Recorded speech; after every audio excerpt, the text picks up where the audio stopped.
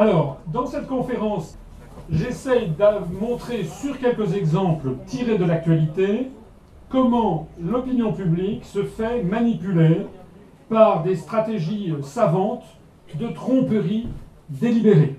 La tromperie sur les responsables. Les élus des peuples sont désormais transformés en marionnettes dans l'ensemble de la sphère occidentale. À commencer d'ailleurs par les États-Unis. Je vais citer ici Charles de Gaulle qui disait au palais de l'Élysée le 17 juin 1964 à Perfit, la politique de Roosevelt, il en parle en 1964, il parle de ce qu'il a connu de Roosevelt 20 ans avant, en 1944. La politique de Roosevelt, c'était exactement celle qu'ont aujourd'hui les Américains dans le sud-est asiatique, aujourd'hui en 1964, c'est-à-dire avec les gouvernements fantoches, notamment au Sud-Vietnam. De Gaulle disait « Ils ne peuvent pas en imaginer d'autres. Des marionnettes, c'est ça qu'ils veulent en face d'eux. Des marionnettes, c'est ça qu'ils veulent en face d'eux. » C'est ça qu'ils voulaient d'ailleurs dans les années 40. C'est pour ça que jusqu'au bout, jusqu'à l'extrême bout, Roosevelt a fait tout son possible pour écarter De Gaulle de l'arrivée au pouvoir en choisissant Laval, Darlan, le général Giraud, n'importe qui, une marionnette et surtout pas Charles de Gaulle. Alors, ce soin de trouver des marionnettes, d'ailleurs vous savez par qui on est gouverné? Monsieur Hollande. Nous sommes gouvernés par des marionnettes, et le problème c'est que c'est également le cas aux États-Unis d'Amérique eux-mêmes. Les élus du peuple ne sont plus eux-mêmes que des marionnettes dans les mains de l'oligarchie financière, militaro-industrielle et médiatique. Regardez cette photo. C'était Ronald Reagan qui avait inauguré, si l'on peut dire, ce système. Ronald Reagan, vous savez, président des années 80. Qu'est-ce qui vous frappe sur cette photo? Eh bien, ce qui vous frappe, c'est ça. Ce sont des téléprompteurs. Pour faire ses discours, Ronald Reagan avait des téléprompteurs. Eh bien, George Bush, pour faire ses discours, avait des téléprompteurs également. Que ce soit à la Chambre des représentants aux États-Unis d'Amérique, un téléprompteur pour savoir ce qu'il doit dire. Mais que ce soit également à la tribune de l'Organisation des Nations Unies, un téléprompteur pour savoir ce qu'il faut dire. Et George Obama, qui s'était fait élire sur le thème « Le changement, c'est maintenant » en 2008, c'était Change. Obama, on ne le voit pas très bien sur cette photo pendant sa campagne, avait des téléprompteurs. Pendant sa campagne, des téléprompteurs. Une fois devenu président des États-Unis, un téléprompteur. Et puis récemment, son challenger, M. Mitt Romney, avait un téléprompteur. Des téléprompteurs partout. Alors c'est quoi ces téléprompteurs? Les voici. Vous voyez, vous avez ici un système avec le texte qui est reflété sur une vitre. Donc vu de l'extérieur, on a l'impression qu'il n'y a rien. Mais quand vous êtes le locuteur, eh bien vous voyez le reflet du texte qui passe devant vous, un petit peu comme ça fonctionne ici. Ici, vous voyez marqué « Thank you, God bless you, and God bless the United States of America ». C'est la fin d'un discours de M. Obama qui a lu son téléprompteur et qui est descendu. Alors, les Américains éveillés en ont marre. Vous voyez ici une manifestation « Somebody please put the Constitution on his teleprompter ». S'il vous plaît que quelqu'un mette la Constitution des États-Unis d'Amérique sur son téléprompteur. Ce n'est plus un président, c'est Claire Chazal. Nous avons la Claire Chazalisation des responsables politiques occidentaux. Je vous signale que ce téléprompteur est en vente actuellement pour 1 499 $.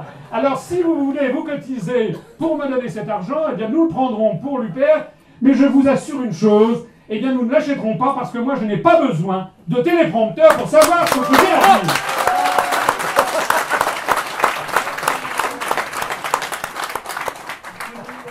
Alors, nous avons les marionnettes des Claire Chazal américaines. Nous avons des marionnettes au carré. Nous avons les gouverneurs de la province France, de l'empire euro-atlantiste, sont eux-mêmes traités comme des marionnettes par ceux qui lisent des téléprompteurs. Alors, traité, bah, vous voyez, regardez, vous savez, c'est le coup de la papate. J'y reviens toujours. C'était M. Bush qui mettait la papate.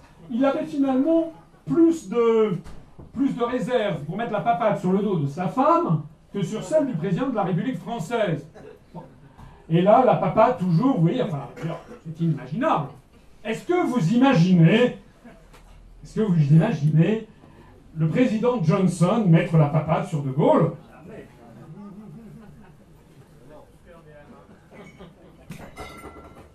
Il n'y a pas que Sarkozy. Parce qu'Obama, il met la papate.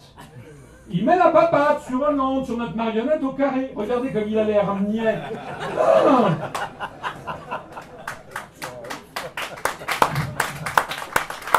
Ils ont été élus pour cela. Les médias les ont promus dans les médias pour cela, pour être des marionnettes au carré. Toujours la papate, là, regarde, on a l'impression qu'il demande à Obama « Est-ce que j'ai le droit d'aller faire pipi ?»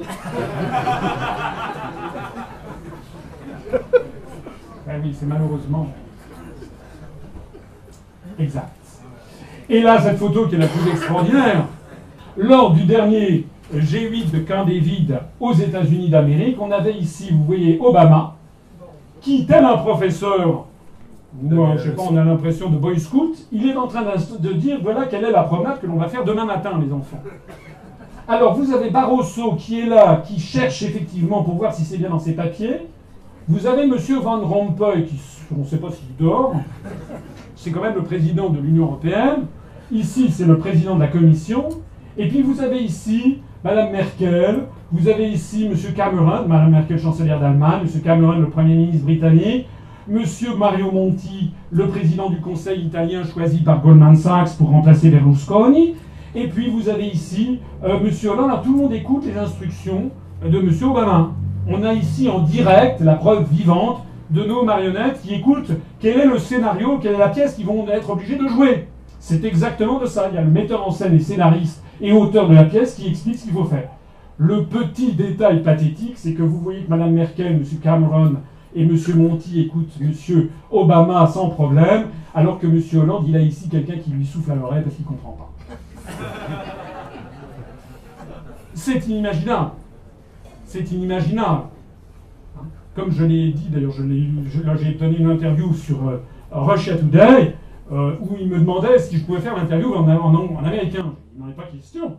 Il n'en est pas question. Donc, normalement, un président de la République française devrait faire savoir, d'ailleurs, moi, j'aurais été à la place de François Hollande, ce qui ne saurait tarder. Je serais à la place de François Hollande, je ne serais pas allé au G8. Il venait d'être élu, il partait pas, il a pris ses fonctions le mardi, il était convoqué le vendredi. C'est se foutre du monde. Il fallait dire qu'il n'avait pas, il fallait qu'il prenne ses mesures, qu'il voit un petit peu les dossiers, il se serait immédiatement grandi. Et par ailleurs, si d'aventure j'allais un jour à ce genre de réunion, je ferais savoir que I am sorry, I don't speak English. Et donc moi je parle le français. Hein, parce que c'est dès ces abords-là, que commencent les manœuvres d'intimidation. Puisque à ce niveau-là de géopolitique, c'est l'intimidation qui prévaut. Il est inimaginable que le président de la République française, alors que la France est une des 5 langues officielles des Nations Unies, hein, il est ce que je dis d'ailleurs, les principales langues de droit international public, il est inimaginable qu'il accepte d'être dans cette situation de celui qui doit être écouté parce qu'il ne comprend pas très bien ce qui se dit.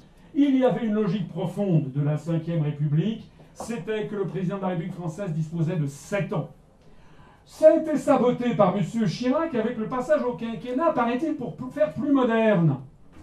Ce que l'on n'a pas assez dit, c'est qu'au moment même où l'on disait que le président de la République française devait passer de 7 à 5 ans, on expliquait que le président de la Banque Centrale Européenne avait besoin d'un mandat de 8 ans pour être indépendant. D'ailleurs, je vous signale que M. Georges Soros, qui est cher à mon voisin qui est ici présent, M. Georges Soros, il a un mandat sans durée, sans limitation de durée. Les dirigeants de Goldman Sachs sont un mandat sans limitation de durée. Donc, plus on accélère la fréquence de changement des dirigeants, et plus évidemment on sape leur pouvoir.